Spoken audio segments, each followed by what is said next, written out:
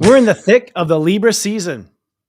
Which means it's justice tonight on LOL.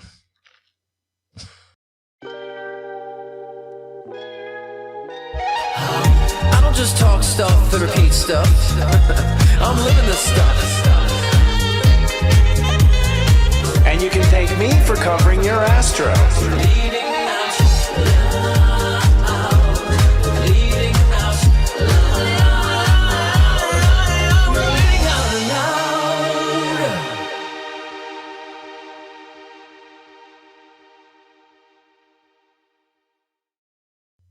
Welcome to Leading Out Loud, the spiritual shift show that's lucid and luminary. I'm psychic astrologer Christopher Witecki, the sensei to serious joy. And I'm Scott Cruz, psychic medium and mentor at scottcruzpm.com. So, as I always ask you every week, how has your week been, Christopher? And as I always answer, horrible. No, it was tough. It was, Libra's not my best sign. I got to tell you, it's just that air. Too much air kind of blows me up a little bit. The sun crossed my Uranus, so take Uranus anywhere you want with that word. But what that means is just things are not. It's like a bull in a rowboat. That's what it's like. Ooh. I feel like I'm a cow in a rowboat. Like I'm trying to stay up. That's what Libra's like for me. It's like it's too wishy-washy. But it's okay. I'm okay. I'm getting better at it every year. But that's good. You only have a couple more decades to go with that. So, yeah, I mean, it's funny because as an air sign, it has been. I feel like things have been getting back into play for me, more solid. So, it's been interesting. I mean, Libra season so far for me, it feels like it does feel balanced for me. I would say so, probably because I'm an air sign already. Well, not to poop on your parade here. It's trying to restore balance. I mean, a lot of the, honestly, to be honest, I think a lot of it has to do with justice to myself from myself, where I've been unjust to myself. That's what I've really opened up this year and seeing how unfair I've been to myself and things like that. And, so that's where I've come down to. But I feel better. I mean, I feel like I'm on a good path. But, okay. Libra is a little shaky, till the final end. So you just got to stay centered on yourself. And that's what it's all about, your relationship to yourself. Well, what places you feel like you've been unfair to yourself in? I have, made my heart wait for a lot of things for my ambition, for one, where in the end, it's like, it didn't really get me far. I mean, it's one of those things you realize it didn't take you far for all what you sacrificed. So I've been unfair there. I'm quite often unfair when I need to go. I'll stay in a conversation or stay with someone longer for them, just to be, part of that's my ambition too, just to be a good person, all that stuff too. So, so anyways, it's not even it's a my fault thing completely. It's just you have to be more mindful of your heart moment to moment. And that's what I'm focusing on is listening to my heart moment to moment, which is, I can feel right away if something's going to bum me out. So I don't do it. Of course. Right. Yeah. I mean, if we don't listen to our hearts, like our soul's like, I don't care. I'll bang your body around. I'll put you through that car accident. I'll put you through that illness. Like it'll bang your body around to like you wake yourself up and realize, I'm not loving myself. I need to like take some time and learn how to focus on myself. So I see a lot of people who resist that, and then something major happens to force them to learn it and to get in that mode. So yeah. Well, I'll just say what's confusing here because I think I might as well share my pain, but it's like I have been focused on myself. The problem is I think when you try to do your best at anything, you're very focused on yourself and you don't think that you're not focusing on yourself. That's where the illusion kind of is. But you're focused on only like for me, the performer in myself, the athlete in myself, the businessman in myself, but not always the other places myself. So it's eluding. Also, I think a lot of times trying to be strong turns out to really just holding on to the past too much. And I've learned that too. I thought I was being strong, but I was holding on to the past. So, I know that syndrome too. Like when you just like want to get everything done and do it right and overly ambitious, then we end up, like you said, being so self-contained that we're actually depriving ourselves of other people's love, other people's attention, other people's support, because then I'm an A personality type like that too. I'm like, that's to be the way I want it to be. It's got to be like so perfect. And then we get so wrapped up in that we miss out on the good things of life too. So I hear you in that part. Yeah. That's just, like you said, only when you're ambitious to a fault, Well, I also think we have to go with more of yes, you're right. And I think I have to go with more of my intuition and less of my mind because it's like my gut will be like, no one's going to even watch that. No one's going to care. And my mind's like, no, we got to score that score. And I'm just going to go with what my gut tells me and see if it works because I feel like we're all being led to a gentle place every step. If we just listen, sort of like a Jedi with their hands behind their back, you just kind of, tune into the force and go with it. So that's my strategy going forward. Yep. That's just strategy over here. Yeah. But overall, what's happening is we're going through major relationship changes because people are finally getting on the side of themselves. I mean, that's really what it is. This year, you get on the side of on yourself. Why? Lots of reasons. Chiron high up in Aries has healed our ego a lot. Saturn's gone all the way through Pisces, so we know all of our karma now. We face all our shadow. Neptune's gone through there too, so we awakened up spiritually as much as we're going to, and now it's up to the person to do it. So all these things make for like a different Libra year this year. This year, we've all graduated many, many things, and we've been all treating ourselves the old way, of course, which is usually to punish in order to push ourselves to do things. And so everyone, the whole planet, is going through a change in their relationship to themselves, which I call me-rich. But that means every relationship is about to change, I think, in Scorpio. That's what I'm leading to. Absolutely. Yeah. Well, and I think people should understand it's not just relationships with people, like relationship to things, because my relationship with like my work is changing because I was so focused on like grounding things, like grounding spirituality, and that was its time. Now I'm merging back to the phase of I'm going back into woo-woo spirituality again. So, and kind of finding the balance of where I was left with that before. So I find myself wanting to like integrate more and deeper into mediumship and getting deeper into the spiritual domains now for myself. Because and also for my clients, because I don't know, whatever period I went through is like I gotta ground it, we gotta ground it. So I'll still have that, but it's time to go woo-woo again. I think we're raising consciousness now to where we can fully be embracing of that. Exploring it. I think the ceilings are opening up, and I just want to say I told you so. That's what I said when I first met you. I was kidding. What did you say? But I was like, I was encouraging you to kind of like just go ahead and go on the ledge, as far as how far you went out. And you did have this grounding thing, but I think we were shaking off karma. So it's like when you're shaking off karma, what feels right is actually correcting the karma, not necessarily the best thing for you now. And so I think for a lot of us, we've been correcting our karma, fine, but is it the best thing? Will we do that now without the karma? No, we would not. So I think it's my Aquarius being extreme because like before that was so woo, so high, So I was like, so I went down to ground. Now I'm just finding the balance of doing both and find new ways to do my work and because that was so out there, in La La Land and higher dimensionality and 6D and 5D and all that stuff. So that people are just like, where is he? So, yeah. I started off very conservative. I was afraid to use the word God on YouTube when I went on in 2006. I mean, people were just kind of, you could feel them kind of like shudder, just where we were with like religious damage. And now, so I was very conservative. I slowly, it's God, universe, and this Mother God, Father God, like just me getting closer and closer to the truth. Now it's at a point where it's like, I'm with you. Like, let's jump. Yeah. Let's do this. Right? Let's see where this thing goes. Like I'm ready to, ride the spiritual roller coaster. Hell yeah. And so, the topic of tonight's show, actually, since we've been talking about this, and we both so illustrated so well, as he finds balance between his extreme and non-extreme, and I find balance between my idiot and my good. We're also finding justice around the world. In fact, we have some headlines that we thought we'd throw by us and kind of see what our intuitive psychic. This is a psychic read, guy, by the way, guys. That's what we do with these headlines. We're getting a psychic read. So maybe we have the first headline, please. I feel like it's an Oscar award. Right, pop it up on that screen there. Okay, I guess he's typing it live. Okay. All right. So Hamas has released all 20 remaining living Israeli hostages detained in Gaza since October 7th, 2023 attack. Yep. Wow. That's a long time. That was very emotional too, to see them like reunite their families. And you can only imagine, first what they went through, but then also the release of, oh my gosh, I'm out and seeing your family and the families. That was very touching for me, and also angered me because I'm like, they didn't deserve that.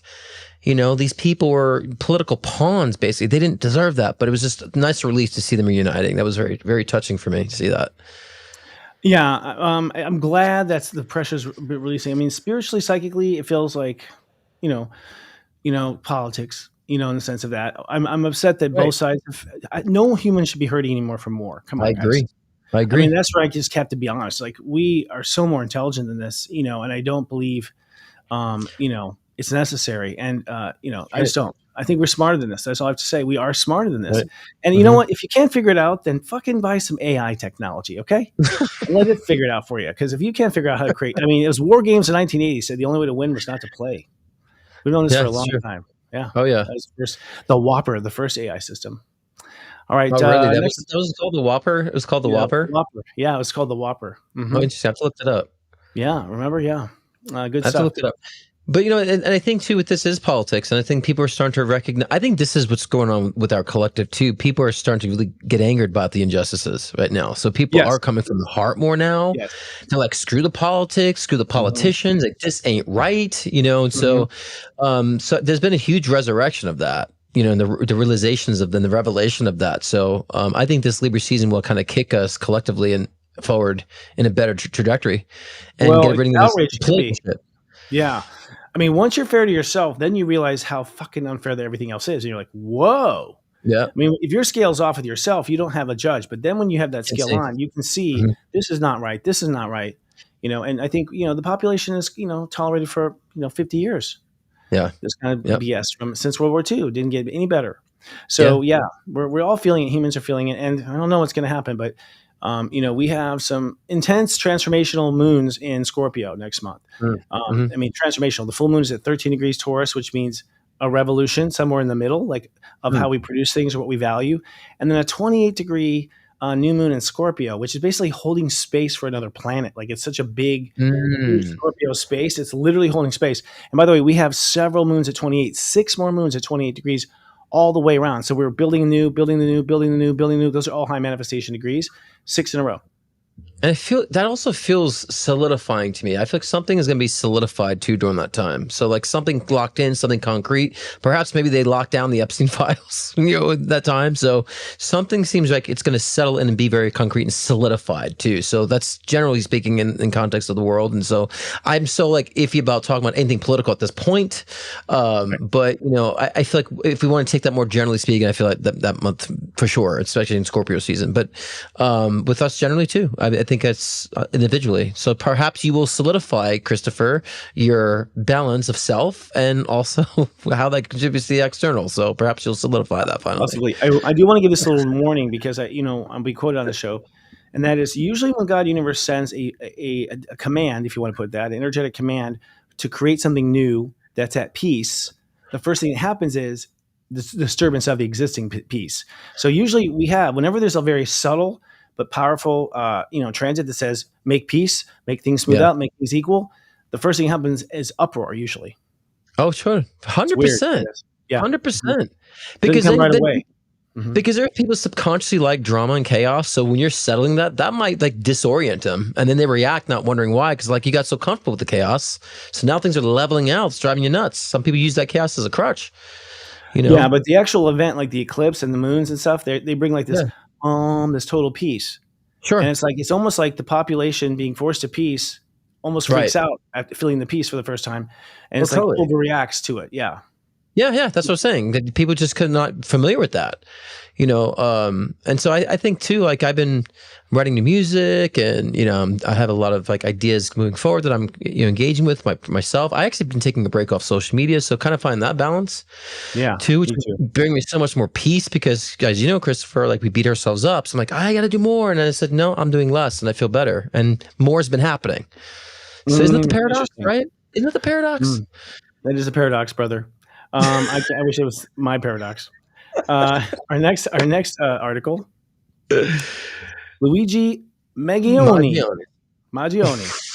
Luigi Maggioni. Sorry, we tried this so much for.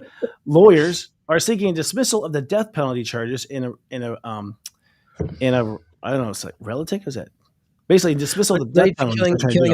He's the guy that killed that healthcare CEO guy, remember? And there was like he was so cute and all that stuff, and so he got more attention because he was like attractive. And I don't know if he had like pictures out there. I don't know, but I mean, I remember they're that. seeking.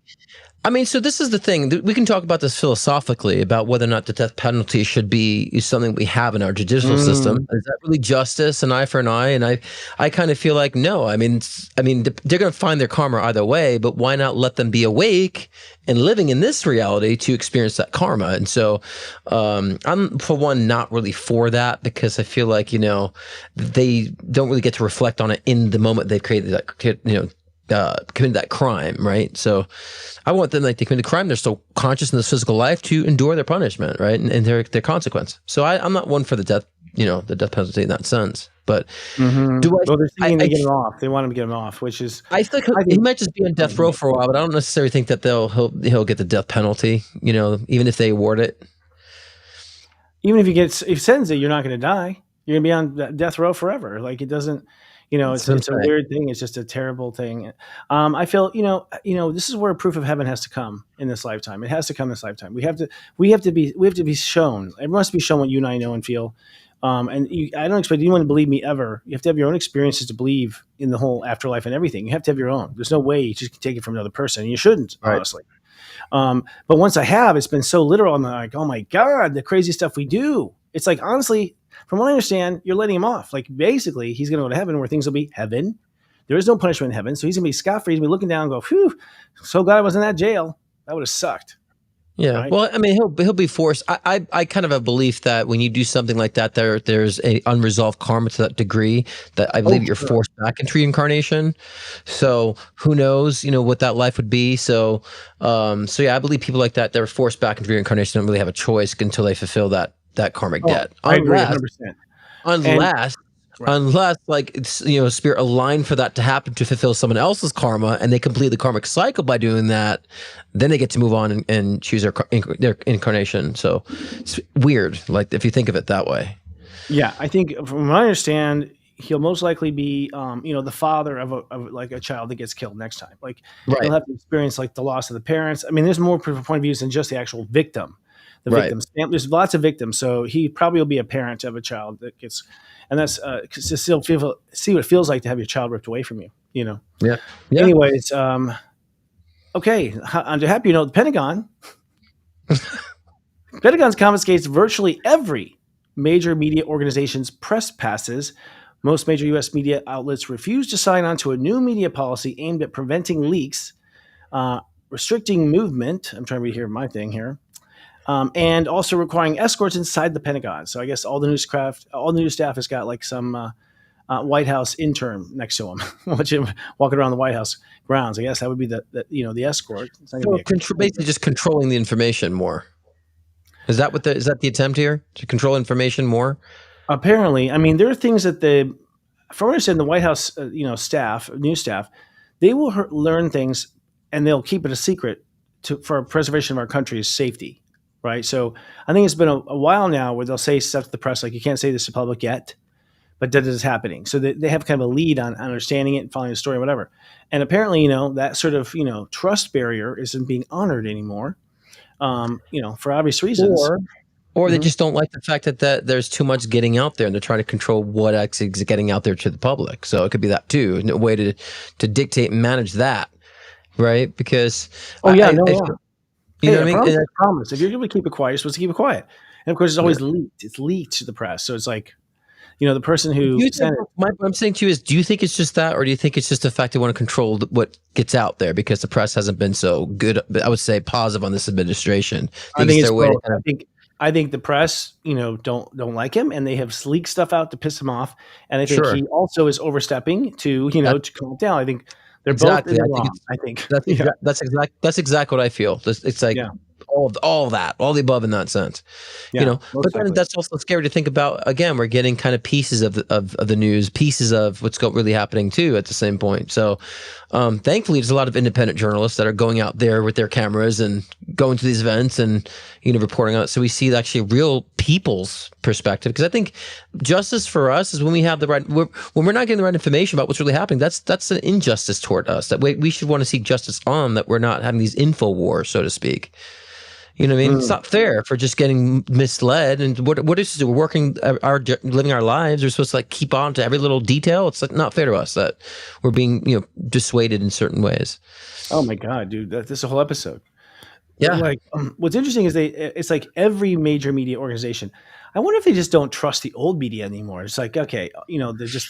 It's almost like I don't blame them. I don't trust the old Congress. I'd like to start over with the new Congress. I'd like to serve with new press. I'd like to serve with all those positions, frankly. Perhaps. Brand new. Just here. And so we can watch them corrupt this time. Yeah. But look what social media has done to it. It's like one person says one thing, that shit can go everywhere at once. When back in the day, you fucked up on the news, no one's really said anything. No one replayed it. No one was recording it then. So yeah, everything is recorded. Everything is printed somewhere digitally in this digital space. So you say one thing, that's going all over the place. So I think that petrifies a lot of people too. In those social media. finds their algorithms find that sensationalized thing and put it to the top too. They've got like Yep. accelerant fire on that stuff. Yeah, they do. Fire. It's all algo like overridden, and it's just like, boy. All right. So aren't we grumpy old men tonight? In Ukraine, the first war crime trial of a Russian serviceman since the invasion, resulted in life sentences for the young sergeant. Well, he must have done not much. I mean, from what I understand, tribunals and stuff, man, war crime means like that was inhumane, and he got a life sentence. I guess perhaps he wasn't so extreme. I don't know. But anyways, again, I don't know. There's a lot of things today. I don't know if it's good to punish people. I think we do more harm when we punish. I'm not saying let people get scot free, but I'm just saying like the whole punishment thing. The fact that people are in isolation and in solitary confinement, that's just sick and cruel. That we do stuff like that. And I think it just builds resentment and just bounces right back to us, and we get this endless game. Endless game. Yeah, I think it depends on which state of consciousness the person's in and at, because some may not know and realize any type of boundaries until in solitary confinement. It really depends on the mental health or mental illness that they have. But I agree in a sense of like just locking someone away. There's many people who've done stupid crimes or like even higher crimes that could be served better if they had some sort of rehabilitation in prison. You know what I mean? Like, oh no, of course.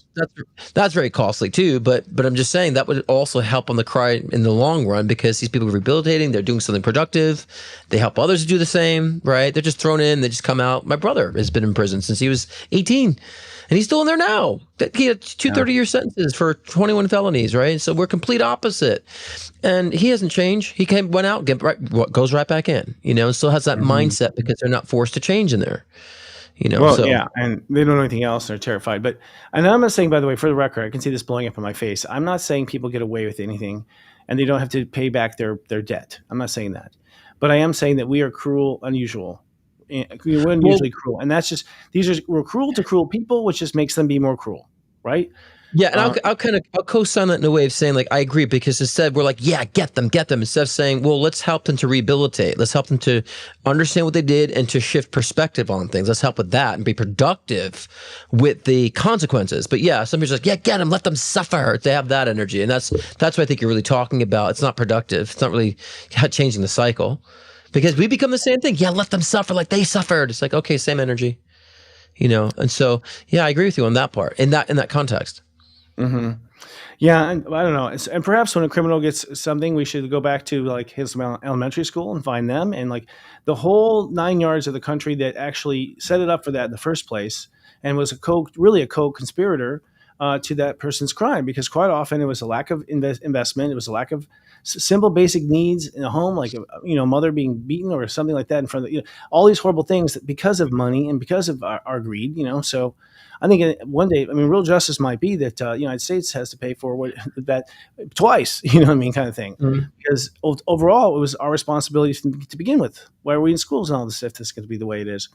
But yeah, I think, this is what's boiling up. I think there's a new American re-evolution that's going to happen. I really do. And I don't know if it has to do with Trump. I don't feel like it does. I feel like he's not around when it happens. I can feel that intuitively, honestly. Not that he's, God bless, not anything wrong with that, but I'm just saying I don't feel him around. So I feel like this Trump administration is us like getting very disgruntled, period, of every president I can name down through all of history. If I've been unhappy, and everyone has, it has been since Lincoln that we had somebody good.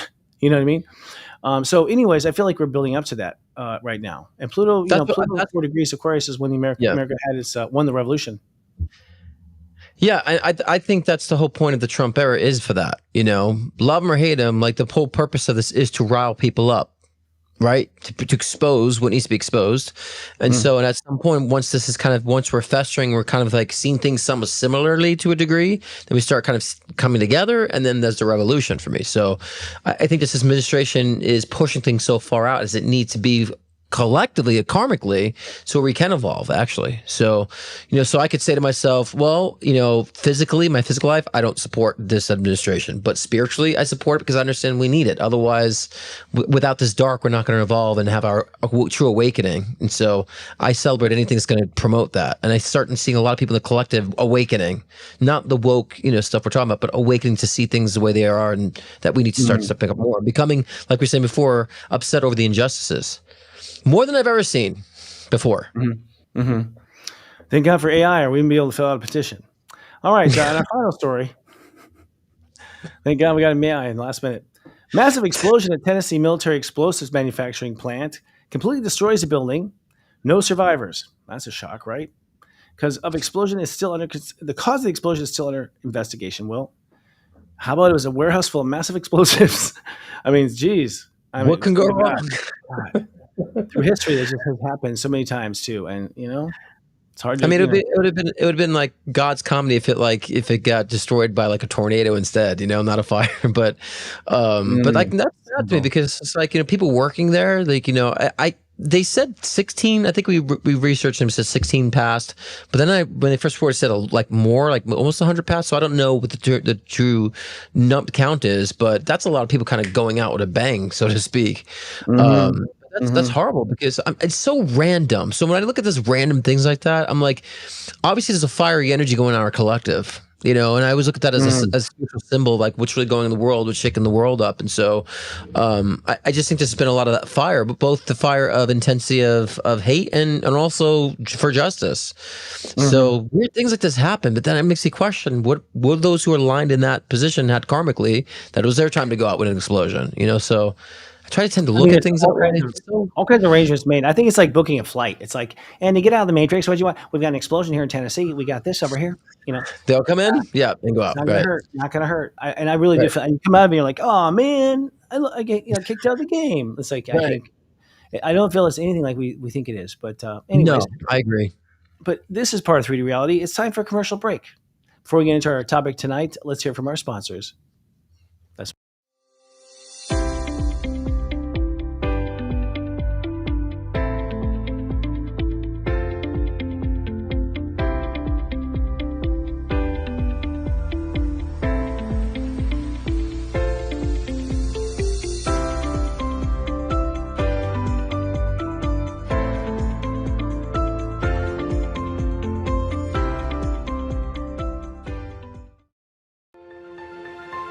This Scorpio season, embark on a journey of self-discovery. Create your soul manifesto. Unveil your purpose.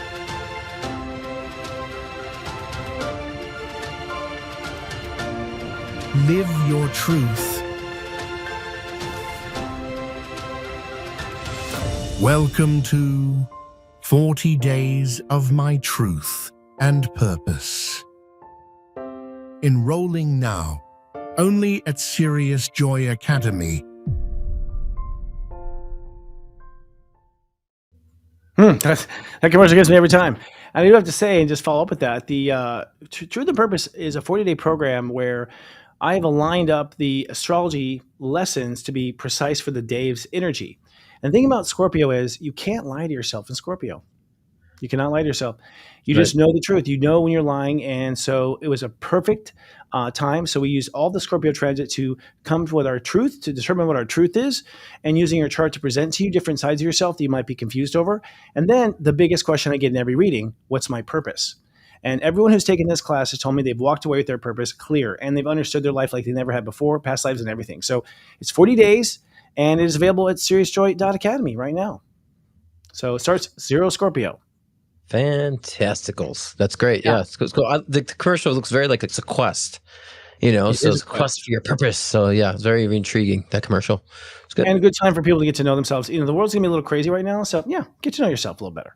Well, speaking of, let's give us a little, we do the report, right? We did the report. No, we're doing the report now, right? Are we doing the Zodiac weather? I was just making sure. We're going to talk about the astrology. Well, overall, I mean, we've got a lot of stuff happening. We've got Venus is now into Libra, so we're going to have some stabilization now. Things get less crazy when Mama's home. We also have Pluto stationing direct as of today, so yesterday actually. So Pluto's direct. That means that really you're going to find you have a lot more strength for boundaries. Like you're weaker when Pluto's retrograde. You have a hard time holding up those boundaries, saying no, doing the right thing. Pluto direct, you just all of a sudden get this like kind of like stiffen, your back stiffens up and you just all have the energy to say no. So just try it. It's going to work. And then we also have some things like coming up on Friday, October 17th. The sun is going to square is going to the sun. Excuse me. The sun in Libra is going to actually square Jupiter in Cancer, and what this means is that we're going to be at a point where we finally understand. We think the big picture of how to care for ourselves. That may seem simple, but that is huge because we haven't known our entire lifetime. But the biggest thing is, really we're talking about is the new moon in Libra at step 28. This is the first of 6 step 28 new moons, which is holding space for. That's what a new moon at 28 is you're committing to a feeling, you're kind of creating a bubble, and you're just waiting for it to be filled by people and what their visions are. So we have 6 of these, which is basically half the year, which is really all 12 signs because the signs are really polarities. And this will be us holding space for the future of humanity and our relationship to each other. So the big picture of society, I think, being planted there. And then Neptune's going to re-enter Pisces, and that's going to get really silly on October 22nd. So things just get kind of like blurrier and blurrier. And what we're going to do is we'll be going back to some of the issues we had. We went blazing into Aries with Saturn and Neptune. We went blazing into Gemini with Uranus. Now Uranus goes back into Taurus for one last view, and also Saturn and Neptune go back into Pisces for one last view. So it's a last take. Yeah, it's interesting. Yeah. Yeah, it's interesting because I really feel many people will feel like they're kind of like you were saying before. I can concur, feeling beside yourself and kind of looking like this older version, newer version, and a potential version. So there might be a different version that you're looking at, saying, okay, do I go with the older version? Do I blend in with the current version? And what's this new potential version? So this beside yourself energy is necessary to say, what can you take from the past? What can you bring from the present and merge in with the future? So then we can understand how we are in totality based on our past experiences, where we're at, where we're going. So that might feel fragmented. It might feel blurry, might feel like you're kind of phasing in and out of reality. But I think when we're selecting wisely, and so as I was saying before, like next month in Scorpio season is more about solidifying.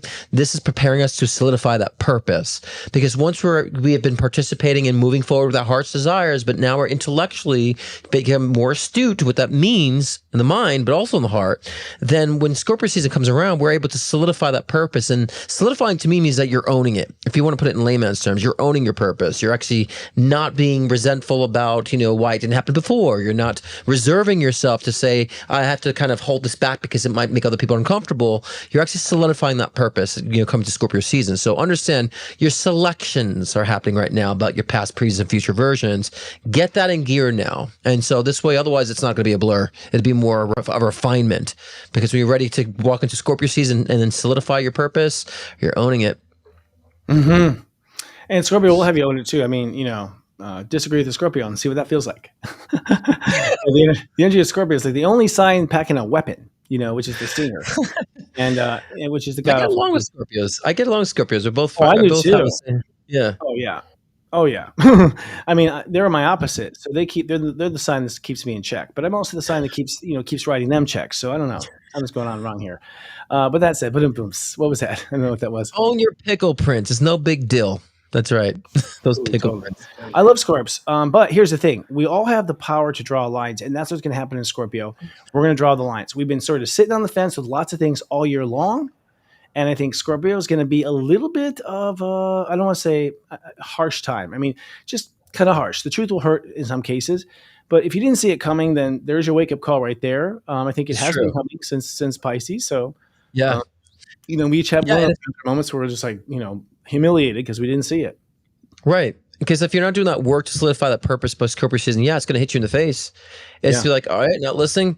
Here it is. Ground you in until people like how that, I get it now moment, So yeah, I'm hoping that more people are kind of in the trajectory of understanding that and locking it in and not having it to be a harsh reality. I think a lot of us who are here spiritually are probably going to be moving on to the alignment and grounding, especially with your chorus helping with that.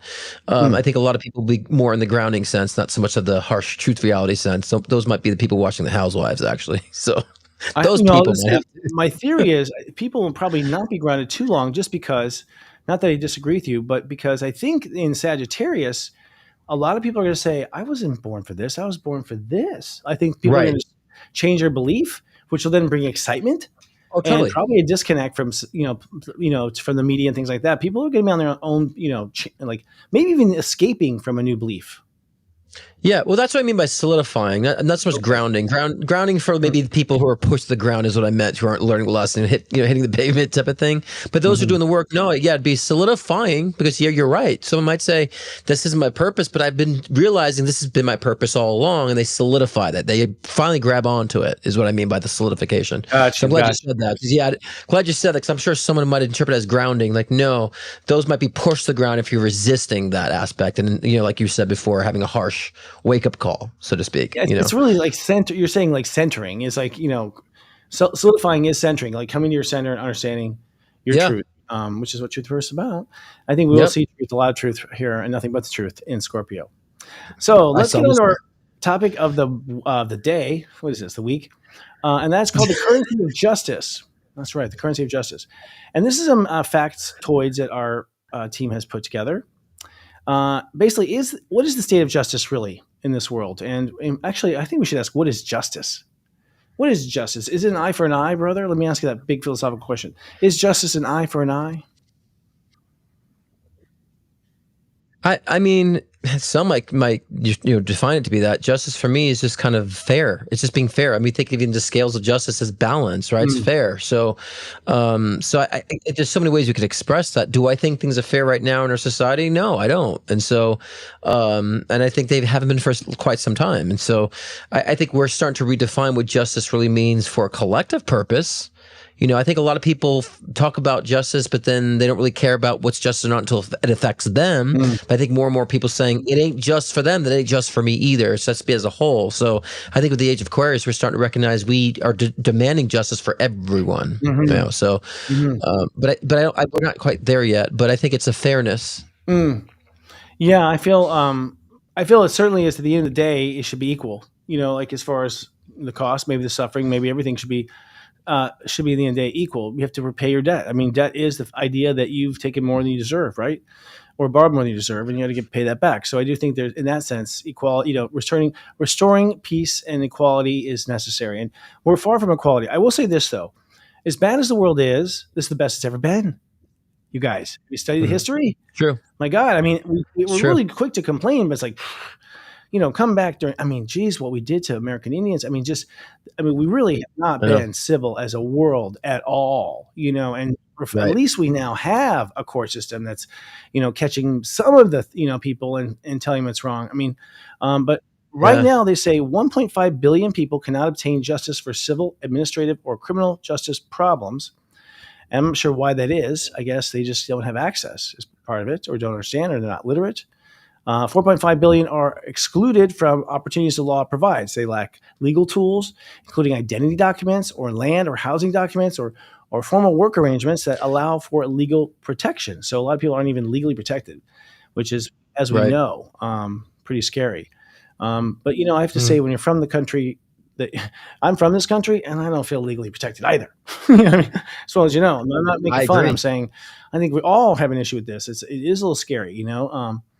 253 million people who live in extreme conditions of injustice, including people who are stateless, victims of modern day slavery, and people who live in fragile states with high levels of insecurity. Uh, yeah. Yeah. I think that's I mean, right now they're criminalizing homeless people. It's like, well, if someone's homeless, what the hell are they supposed to do? Like, don't stay here. It's like so we're almost criminalizing the fact that people who don't have protection, don't have support, who are marginalized. We criminalize them now, is what's happening.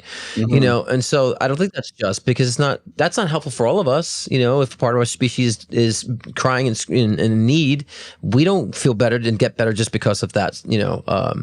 That imbalance. So I think that again, how do we bring more justice? And we have to just also understand that justice means it's for all, and so we start looking more collectively on that as a species, or as at least start with a country, because the country's so divided.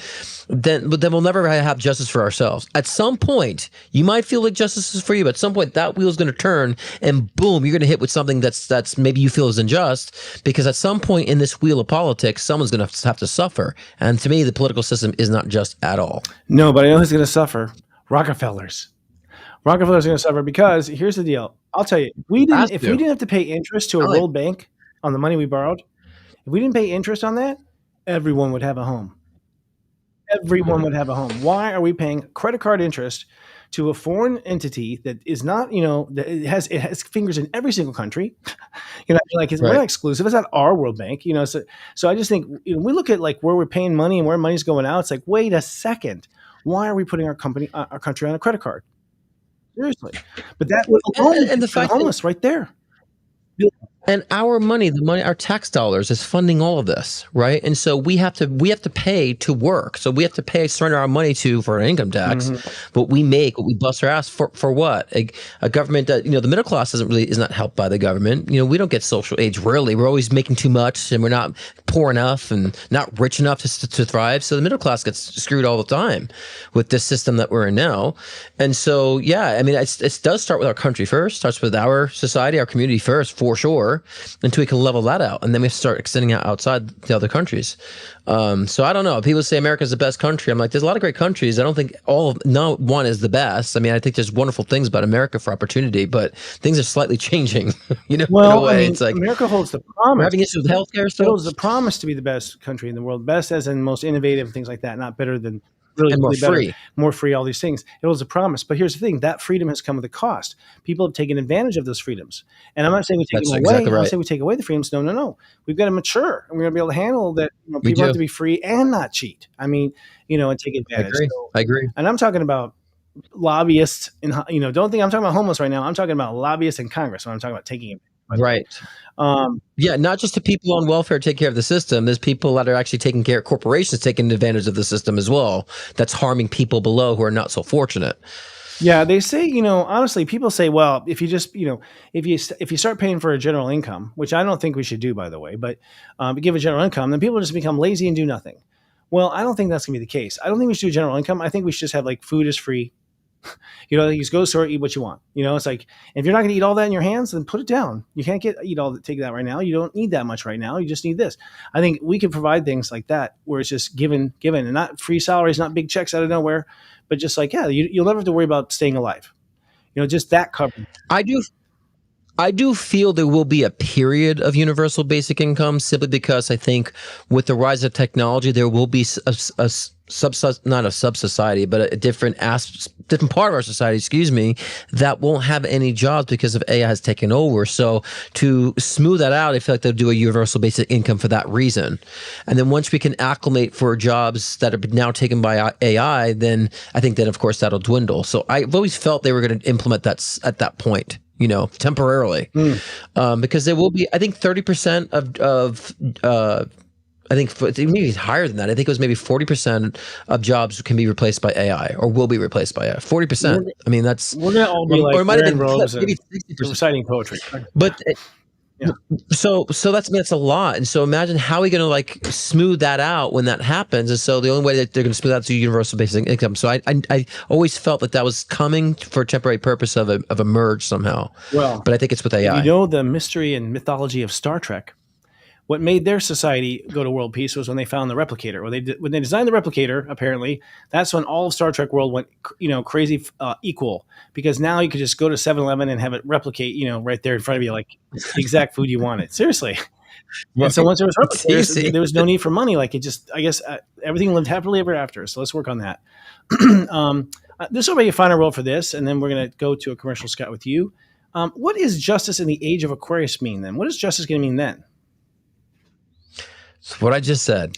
I said justice for all, right? And so, people are going through the political nonsense and, about, political people that are passing on and this political stuff. And I'm just like, I will only side with those who actually have been contributing to what's best for all. That's the age of Aquarius.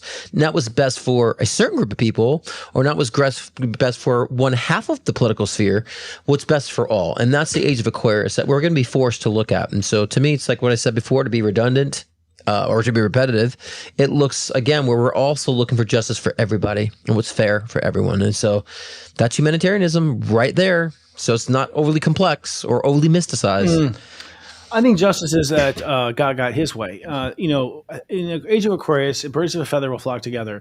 I don't think it's very just that we have to go hang around people we don't like. And it's not that we have to be mean to them, but we don't have to necessarily get along with everybody. It's okay. I think Right. Aquarius is all about going by vibration. If it's like a nice harmony, then you go with it. And if it's not, it's Exactly. not. So, I think that's going to be the determiner, is that we're just going to all suddenly be okay with being different.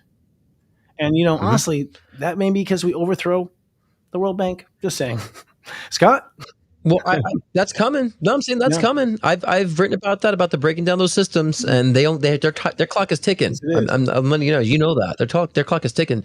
But do we really need to be concerned about how someone else chooses to live their life? And I think that's the awakening part. It's like, oh, okay, well, you do you, I do me, and it all needs to be diverse in this way. And we're all good. And we can all move together as a species. So, I think this right now is we're completely not there now, but this more fragmentation, I feel like in time, is going to push it forward, because let me tell you something. People are just gonna get sick and tired of it, and I think that's what the gay community has done for a while. It's just shove it in their face so they get so sick of us. They're like, leave us alone. We're just gonna oversaturate with you, so you shut the hell up and let us live our lives. And so I feel like sometimes life does that. Life's like, here's all this until you get so fed up and just move on and focus on what's important. So I think we're in that time right now of just the oversaturation of it. Oh, yeah. So we can snap out of it and focus on what's important. Yeah, you just can't take it anymore.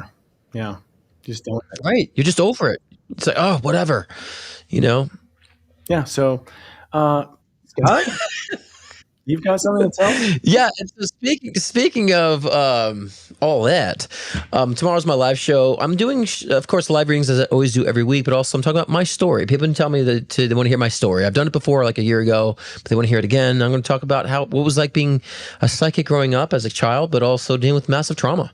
And so I'll get into like what I've experienced in the supernatural, but also what I experienced in the physical, kind of being born between both worlds. Tomorrow at 6 p.m. Pacific time, 9 p.m. Eastern time on my YouTube channel, as every week, live one-on-one readings and a collective read. But if not, you could also book a one-on-one with Scott at scottcruzpm.com. Live readings, mediumship sessions, intuition builder. Check me out there if you don't want to catch me live. All right. I don't know if they were going to roll something And else. do we but that have a was that. commercial after this? Scott Cruz is popularly known for his life-changing one-on-one readings to also guide in your soul ascension journey. With life readings, get insight into your relationships, career, health, trauma healings, past life regressions, and more. Want to connect with a loved one who's transitioned? Scott's mediumship session can be the gateway to you and your loved ones in spirit, bridging the gap between the physical and the spiritual realm.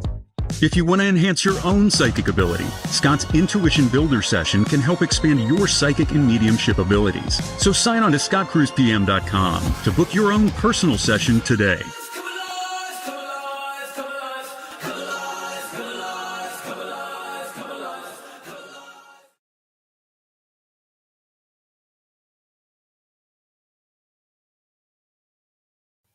Oh, that was weird. That was weird. So, yeah, that's we've been playing with AI and we're having some fun there. But some of it's a little slow. Yeah, I gotta say. So, as we wrap up, what is the currency of justice, anyways? That's our question. What is the currency? And there's a quote here: "The arc of the moral universe is long, but it bends towards justice," which Dr. Martin Luther King Jr. actually popularized. He was, in fact, adapting a quote from the 19th century abolitionist Theodore Parker, who wrote, "The arc of history is long, but it bends toward justice." And it does, I'd say, overall, like we just said. I mean, actually, the Earth has never been better. Honestly, it's never been better, honestly. I think we take things out of perspective, but we just know better. I think that's where it's, kind of cuckoo now. So the question is truth the currency of justice? Is that what we'll end up, paying for justice, I guess, by currency? No, I don't think truth is. I think that because that's always going to be subjective to many people, so they're going to argue about that. I just think for me, the currency for justice is just acceptance. And I think people misinterpret acceptance too, but accepting the core of who people are in the good sense. And then of course, being just to know when people do wrong, that there's consequence. So acceptance, I think, is the key of that. And I was going to say love, because I feel like, love is over sensationalized, but love is part of understanding that, are you really loving your neighbor? Do we have to love all the bad things? No, but sometimes by letting people be who they are is also an act of love. You're saying, do you, I don't like you, but go on. That's love too.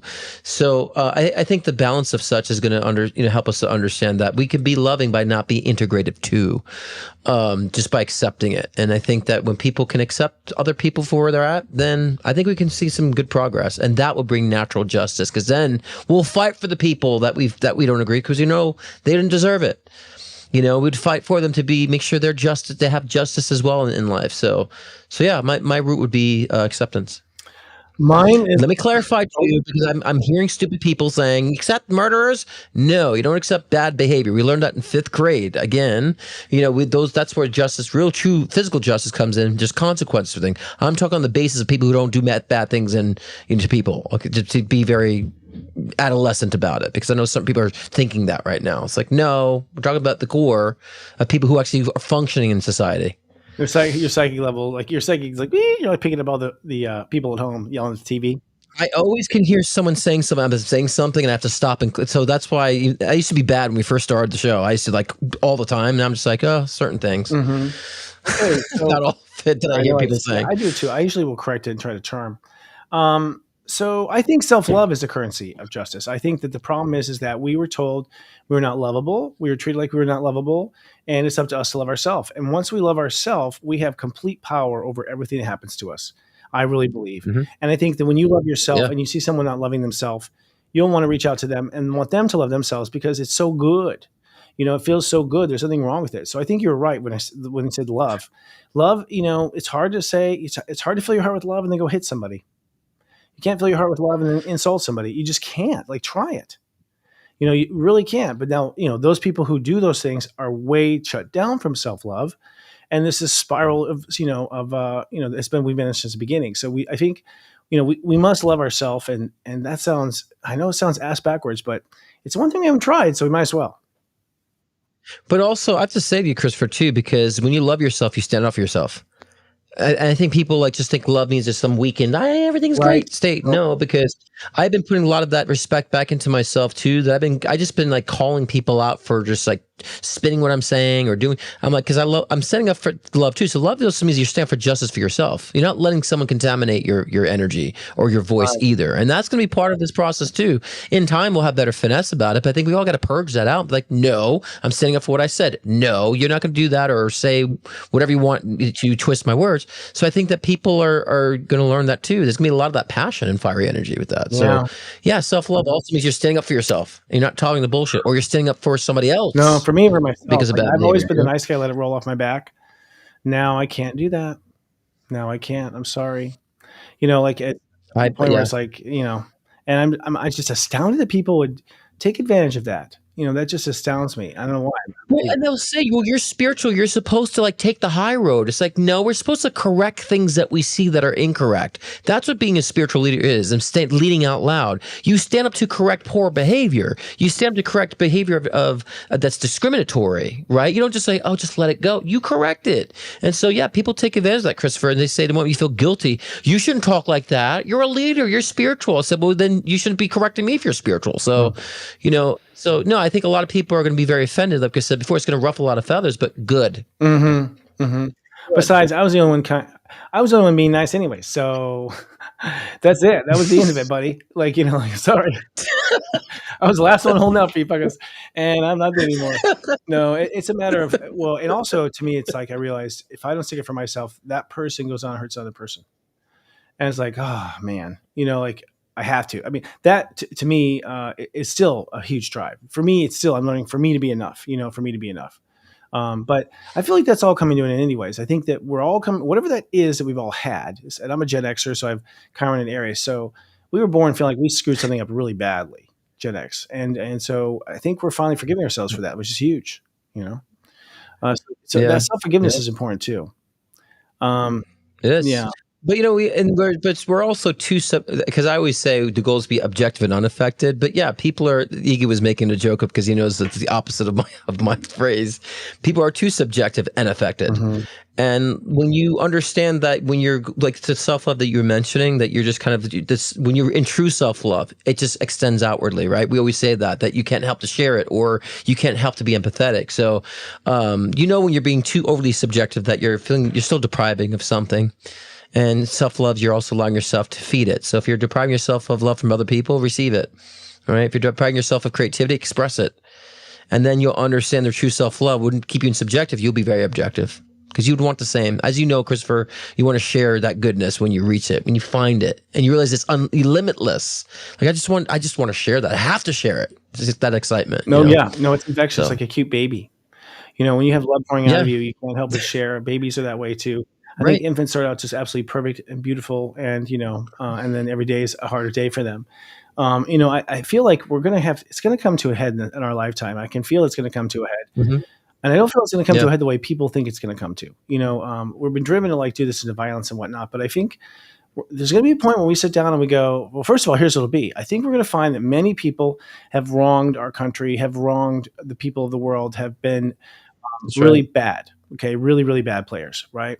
And that man's death, who was the CEO of that medical, company we're talking about, medical, to some degree, a lot of people said, well, good, because he didn't approve my cancer treatment, and da da da da. Mhm. And it's like, yeah, see, it's like, but when the people go down, when it really goes down, let's say one of these bad people ends up being shown, right now, I mean, even like if we find out that, of course, who's the FBI director that's now being prosecuted, right?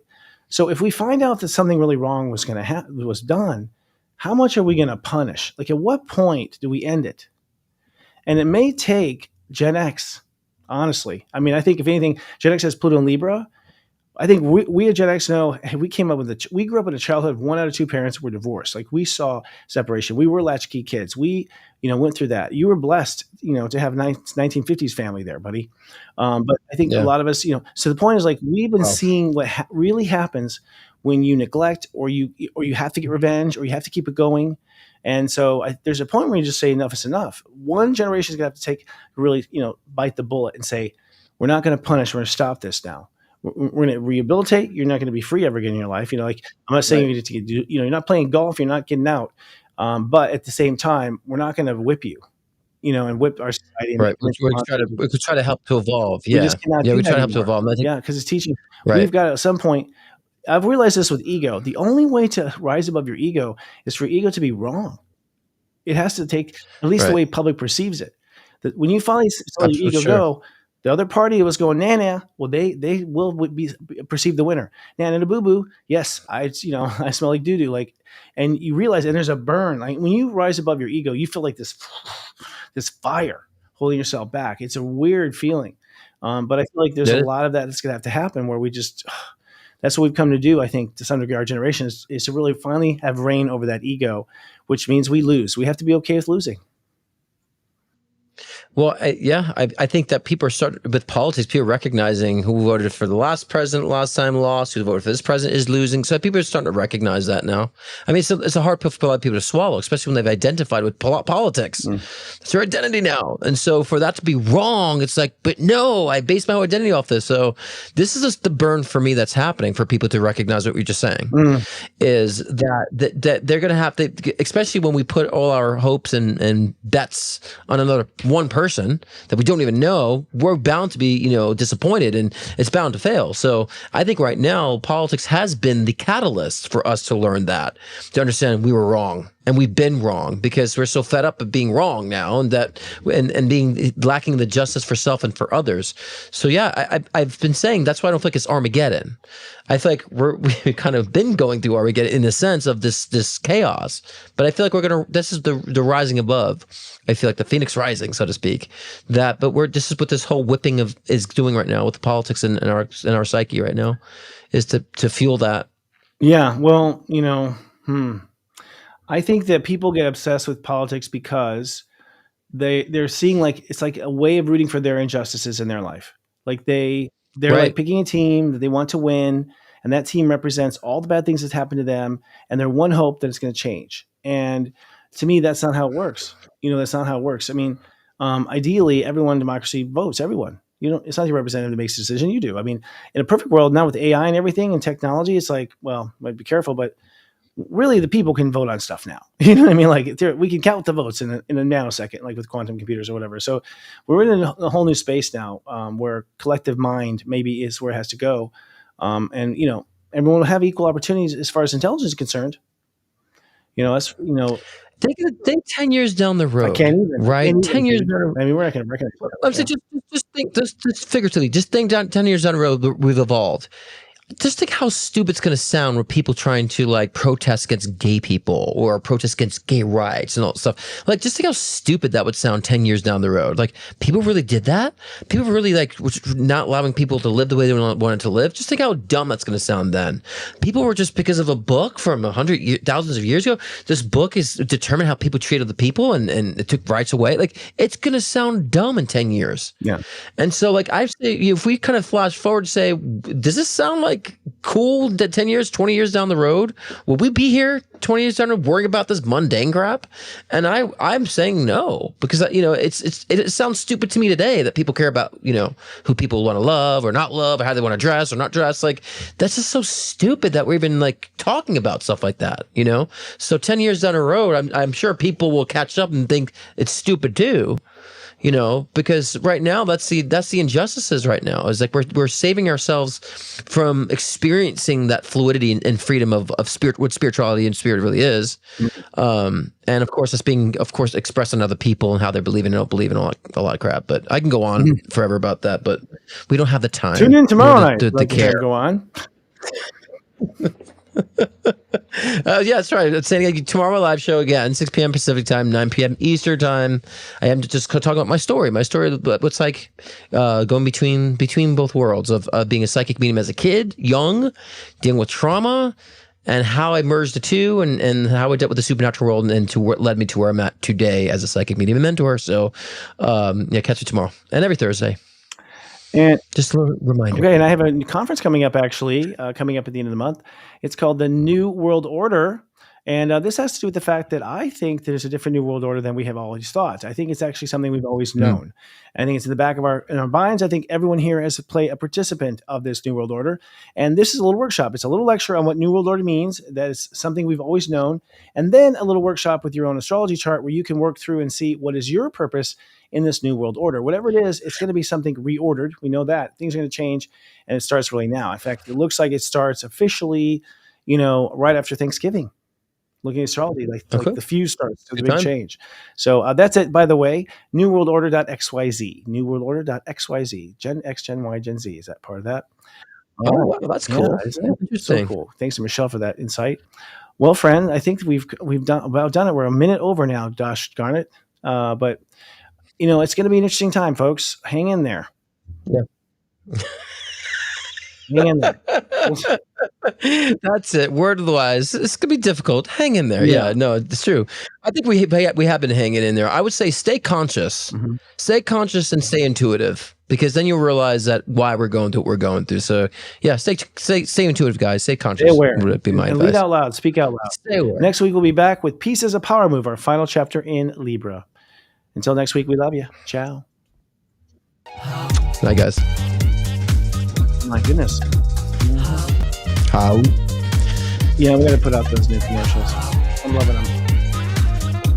Dude, I was having so much fun with that grok. I got my sister into it, my parents into it now. I've animated like my childhood photos. I've reanimated like a dog. I've made a cartoon of myself. That was the first time. Yeah, there's so much. My whole photo library is like full my now. phone is full. Thank you for that. Coming up next week on Serious Joy TV. Peace as a power move? That's what Sensei Christopher and co-host psychic medium Scott Cruz will be chatting about on the next Leading Out Loud. The best in enlightened entertainment, only on Serious Joy.